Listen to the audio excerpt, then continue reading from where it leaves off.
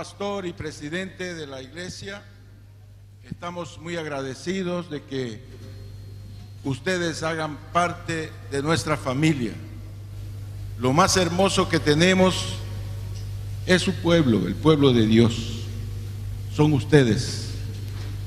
Y estamos festejando 20 años porque ustedes están aquí, porque hacen parte de nuestra familia, la familia de la Iglesia Cristiana de la Familia. Ciertamente cuando llegué al Señor no tenía muchas virtudes, y las que tengo hoy las he recibido del Señor. Y sé que el Señor usa personas, y en ese proceso de multiplicación el Espíritu Santo tiene muchos elementos para usar, y lo primero que usa es su palabra, la palabra de Dios, y esa palabra es vida para cada uno de nosotros. Después usa personas, porque sin personas no hay la obra de Dios. Esa obra Dios no la destinó a ángeles, no las hizo multiplicar por sí sola. Él usó personas y usa personas. Y tercero, Él usa las circunstancias de la vida, las cosas de la vida. Y hoy entonces estamos celebrando 20 años y me siento muy feliz, muy satisfecho. Recuerdo que cuando para mí recibí el llamado, fue una sorpresa para mí. En primer lugar, porque pensaba que Dios no podía usar a los malos. Y el Señor mostró que Él transforma a las personas, y Él realmente, el que llama, capacita. Y entonces estamos festejando 20 años hoy. Doy gracias también a mi esposa amada. Es el mayor tesoro que tengo después del Señor, mi esposa. Y sabe, yo pienso en el tiempo atrás, porque hay que mirar solamente para recordar las cosas que el Señor ha hecho de bueno, porque no vale la pena enfocarse en el pasado. El que se enfoca en el pasado pierde fuerza, porque es nuestro presente proseguir la meta hasta que el Señor nos llame a su presencia. Y estamos viviendo tiempo de multiplicación, y es la promesa de Dios que está en el libro de Hebreos capítulo 6 versículo 14 de la santa y poderosa palabra del Señor, diciendo: de cierto te bendeciré, con abundancia te multiplicaré grandemente. Una de las cosas que yo he entendido, que cuando Dios nos llama a su presencia, y cada uno de nosotros tiene un llamado que recibe de parte de Dios, Él nos bendice y nos hace una promesa: te voy a bendecir y te voy a multiplicar. ¿Sabe? Cuando Dios hizo esa promesa a Abraham, no pudiendo jurar por otro mayor, juró por sí mismo diciéndole: de cierto te bendeciré con abundancia y te multiplicaré grandemente. Entonces el diablo quiere interrumpir la gran bendición. Yo recuerdo que cuando recibí el llamado de Dios, Él me dijo: quiero bendecirte y voy a mandarte a tu tierra, a tu parentela, de allá donde saliste, porque tu pueblo necesita, tu familia necesita. Fue un conflicto para mí en realidad, porque como que ya estaba asumiendo mi vida de brasilero. Había pasado lo más difícil y estaba en el tiempo de producir mucho fruto. Y el Señor me dijo: no es tiempo de producir, es tiempo de sembrar. Y está tu familia allá. Tuve la gran bendición de uno de mis primeros frutos familiares, fue mi propia mamá, mi madre. Ella era una persona muy religiosa, estaba metida hasta los tuétanos con la idolatría. Ella era presidenta de las adoradores de la Virgen María de la ciudad de Montero. Y fue increíble lo que Dios dijo. Pero el diablo en realidad quiere impedir la bendición de Dios y la multiplicación. Y así sucedió con el pueblo de Israel. En el libro de Éxodo, en el capítulo 1, vemos cómo Dios cumple la promesa con el pueblo de Israel. Él había dicho: voy a multiplicarte, te voy a bendecir y te voy a multiplicar. Y ese capítulo 1 narra la forma malévola en que utilizó Faraón para estropear el crecimiento de los israelitas.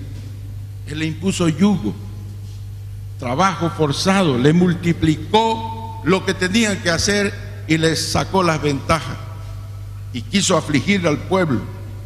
Entonces ellos quiso inclusive impedir el crecimiento, el desarrollo, la multiplicación, porque cada día el pueblo se hacía más fuerte. Y es así como vemos hoy. Cada día el pueblo está más fuerte. La promesa de multiplicación está sobre nuestra iglesia, sobre nuestra nación, sobre nuestra familia. Pero el enemigo quiere imponer yugos. Y entonces, en aquel tiempo, él no quería que se multiplicaran, y entonces instruyó a las parteras de los israelitas para que mataran a los varones, porque el pueblo se hizo cada vez más fuerte. Y sabe, mis amados, Dios le hace a Abraham un juramento dividido en dos partes. Primero es la bendición abundante y la segunda es la multiplicación. Dios te ha llamado a ti y el Señor primero te bendice y después tiene una promesa sobre tu vida, y es la promesa de la multiplicación. Quiero que le des un fuerte aplauso al Señor, porque tu vida se va a multiplicar. Lo que ha hecho el Señor es solamente el comienzo de aquello que tiene que hacer en tu casa, en tu familia. Entonces, la promesa que Dios dio a Abraham se estaba cumpliendo. Y la presión sobre el pueblo de Israel era muy intensa, pero no podía impedir que Dios cumpliera la bendición. Podemos tener muchas luchas en medio del camino, grandes desilusiones, grandes aflicciones. Y yo he pasado por muchas de ellas. Inclusive una aflicción de pérdida que no es fácil soportar. Entonces, la intención muchas veces del enemigo es que nosotros perdamos la fuerza, las ganas, de que nos desanimemos, que no perseveramos en aquello que Dios tiene como propósito en el llamado. Pero yo creí en las promesas del Señor. Y sé que aprendiendo solamente a sacar la mirada de la tierra y ponerla en el cielo, yo pude descubrir que había una promesa que es sobre todas las promesas. Y esa promesa no es simplemente de bendición y de multiplicación, es la promesa de la vida eterna con Jesucristo. Entonces, ¿sabe? Es interesante, pero vemos que el pueblo israelita, sobre presión, el enemigo quiso hacer de todo para impedir ese crecimiento. Y vemos en Éxodo capítulo 5, versículo 16, dice así: no se dé paja a tus siervos, y con todo nos dicen: haced el ladrillo. Y he aquí tus siervos son azotados y el pueblo tuyo es culpable. Y él respondió: estáis ociosos, sí, ociosos, y por eso decís: vamos y ofrezcamos sacrificio a Jehová. Id pues ahora y trabajad, no se os dará paja, y habéis de entregar la misma tarea de ladrillo. Entonces los capataces de los hijos de Israel se volvieron en aflicción al decírseles: no se disminuirá nada de vuestro ladrillo, de la tarea de cada día. Entonces, mis amados, dice el versículo 20: y encontrando a Moisés y a Aarón, que se estaban a la vista de ellos cuando salían de la presencia de Faraón, les dijeron: mire Jehová sobre vosotros y juzgue, pues no habéis hecho abominables delante de Faraón y de sus siervos, poniéndoles la espada en la mano para que nos maten. Uno de los grandes problemas que podemos tener al aceptar el llamado del Señor y al transitar ese camino que nos lleva a la multiplicación es entonces no soportar las aflicciones y no perseverar, desanimarnos.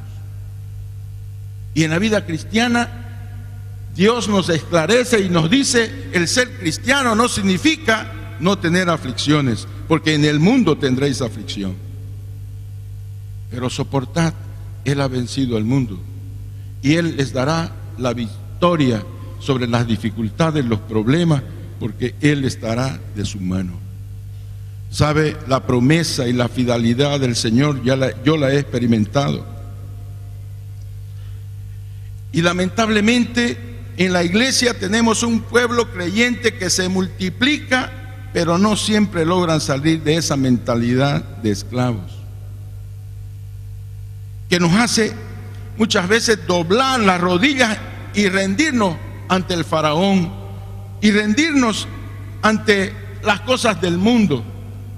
Y es así entonces que tenemos un pueblo que crece, pero muchas veces un pueblo que no sale de la mentalidad de doblarse ante el faraón, de estar acostumbrados a vivir las cosas del mundo. Entonces, el problema principal es que cuando nosotros no salimos del mundo, tenemos una situación de esclavos y generamos esclavos. Pero sabe, cuando tú estudias esta historia encuentras tres cosas que demuestran que el hombre es esclavo, que ha salido del mundo pero todavía tiene lazos con el mundo, que ha salido del dominio del diablo, de la mano del faraón, pero todavía está bajo su influencia. Y sabe, el deseo que tiene Dios es que cada persona que salió de Egipto, de la tierra de la esclavitud, donde nosotros estábamos acostumbrados a seguir la corriente del mundo, los deseos del diablo, y éramos por naturaleza hijos de ira, y el diablo nos dominaba. Pero sabe, muchas veces entramos en el reino y pueden suceder cosas que nos identifican como verdaderos seguidores del diablo. Y hay mucha presión en esta vida. El faraón siempre va a querer ponerte sobre presión en tu vida, porque la mayoría de nosotros no sabe soportar la presión.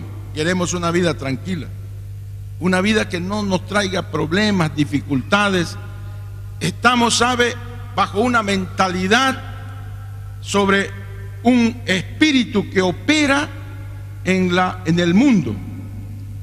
En primer lugar, ese espíritu no valoriza la palabra de Dios. Y la palabra de Dios, la Biblia, no tiene poder en el mundo. Para ellos la Biblia es un cuento, es un libro que no tiene poder. Y sabe, el cristiano muchas veces llega a la iglesia y tiene esa postura de pensar que la palabra de Dios no es la voz de Dios, es algo relativo y no absoluto. Y otro de los asuntos que tiene el mundo nos ha enseñado a que la autogratificación es una virtud en vez del autosacrificio. Y no estamos dispuestos a dar, no estamos dispuestos a sacrificar nada, no estamos dispuestos a disponer, como habló el pastor Pablo en esta mañana, abrir la mano para soltar algo para que se pueda multiplicar. Y entonces, sabe, mis amados, entonces la tercera cosa que sucede en el mundo, y muchas veces quedamos viciados, es que el diablo consiguió que las familias vivan disfuncionalmente. y esa disfunción, entonces entramos en la iglesia y continúa porque no valoramos los principios y la palabra de Dios en nuestra vida. ¿Sabe? Hay una promesa sobre cada creyente, no solamente que está aquí en la iglesia, sino cada creyente que profesa la fe en el Señor Jesucristo. Ciertamente te bendeciré y ciertamente te voy a multiplicar. Y usted tiene que creer que usted tiene la bendición de Dios y que el propósito de esa bendición de Dios está a multiplicarte en todos los aspectos. El diablo vino para matar, robar y destruir, pero el Señor ha venido para que tengamos una vida abundante. Denle un fuerte aplauso al Señor. Dios quiere que tú tengas una vida abundante. Y esa vida abundante no está en los bienes que tú tienes, sino justamente esa vida abundante consiste en tener una familia funcional, una familia que vive los principios de Dios. Esa vida abundante consiste en hacer la voluntad de Dios, a someterte a los principios de Dios.